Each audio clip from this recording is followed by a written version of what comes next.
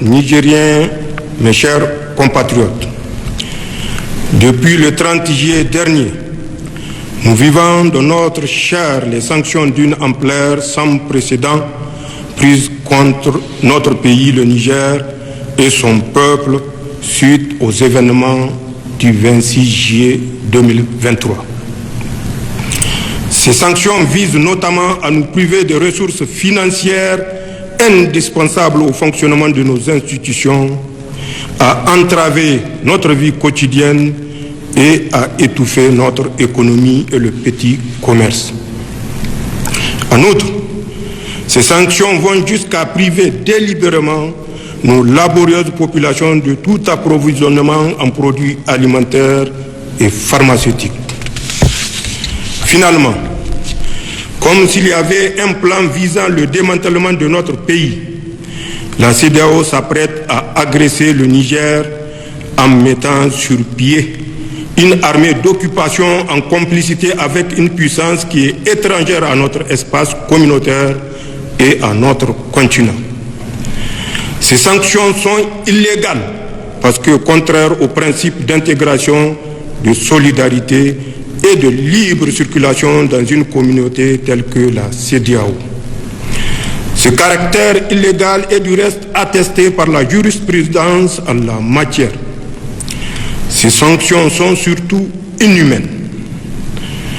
Comment comprendre en effet qu'on laisse pourrir aux frontières des produits alimentaires et pharmaceutiques de première nécessité destinés à des populations dans le besoin? Comment comprendre que l'on impose à des populations des sanctions qui vont jusqu'à les priver de courant électrique en laissant les malades mourir dans les hôpitaux? Ces sanctions ne sont pas pensées dans une optique de recherche de solutions, mais pour nous mettre à genoux et nous humilier. Comme vous le savez, elles ont été prises sans consultation préalable, ni des autorités de transition, ni des instances régionales, ni des parlements nationaux, ni des populations sœurs des pays de la communauté. Nigériennes, Nigériens, mes chers compatriotes, ceux qui ont pris ces sanctions cruelles et menacent de tuer des milliers de Nigériens espèrent ainsi les diviser et imposer à notre vaillant peuple leur volonté. Ils pensent pouvoir nous contraindre à accepter par la force ce qui est profondément inacceptable, car contraire à nos intérêts vitaux et à nos valeurs cardinales. Ils veulent isoler notre pays à un moment où notre peuple a le plus besoin de la solidarité communautaire pour mieux faire face au terrorisme et à l'insécurité. Ils ne semblent pas mesurer l'ampleur de contre-coup qu'une agression militaire contre le Niger aurait sur toute la région. Ils semblent ignorer que c'est en grande partie grâce au professionnalisme et à la vaillance de nos forces de défense et de sécurité que le Niger est resté le verrou qui empêche les hordes de terroristes de déstabiliser l'ensemble de notre région. Heureusement, dans plusieurs pays voisins, comme lointains, membres de la communauté ou non, des leaders visionnaires et des populations solidaires ont exprimé et expriment leur opposition à toute intervention qui ouvrirait une véritable boîte de Pandore. Nigériennes, Nigériens, mes chers compatriotes, il est paradoxal que les réactions excessives entretenues par certains acteurs externes qui tentent d'imposer les médias une image caricaturale du Conseil national pour la sauvegarde de la patrie et de son action soit autant en déphasage par rapport aux aspirations du peuple nigérien. La réaction populaire observée dans tout le pays démontre pourtant à suffisance que l'action des forces de défense et de sécurité regroupées au sein du Conseil national pour la sauvegarde de la patrie répond clairement à l'exaspération de l'écrasante majorité du peuple nigérien qui se sent délivré. Nigériennes, Nigériens, mes chers compatriotes, Je affirme ici que notre ambition n'est pas de confisquer le pouvoir. Je réaffirme aussi notre disponibilité à tout dialogue pour autant qu'il tienne compte des orientations voulues par le peuple nigérien, fier et résilient. Toute approche coercitive et ignorant la quête de souveraineté, de sécurité et de bonne gouvernance exprimée clairement par la population revient à ignorer les dynamiques profondes en œuvre dans les pays sahéliens abandonnés à leur propre sort depuis plus de 10 ans par ceux-là même qui, au lieu de les aider à combattre les maux qui les assaillent, veulent aujourd'hui les agresser.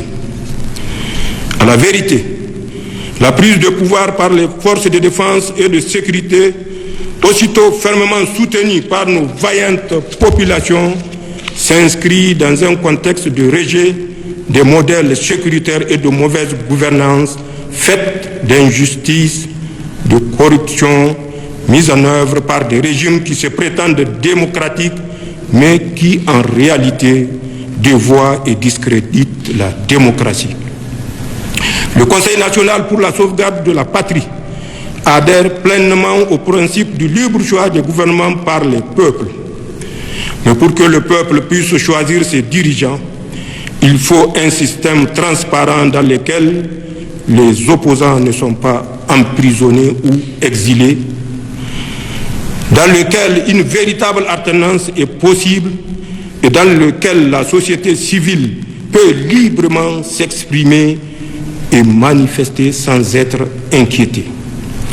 Le soutien massif des populations au Conseil national pour la sauvegarde de la patrie au Niger, comme chez nos frères maliens, burkinabés et guinéens, entre autres, traduit non pas le désir d'une gouvernance autocratique, mais un désir de démocratie véritable, porteur de bien-être pour tous.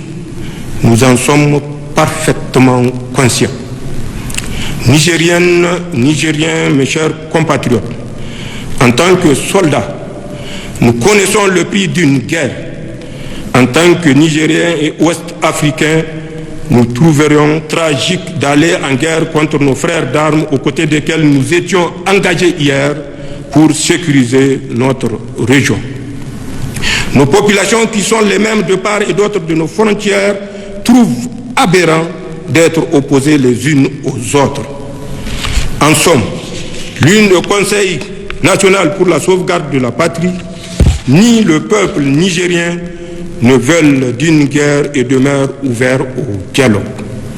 Mais, qu'on nous comprenne bien, si une agression devait être entreprise contre nous, elle ne sera pas la promenade de santé à laquelle certains croient.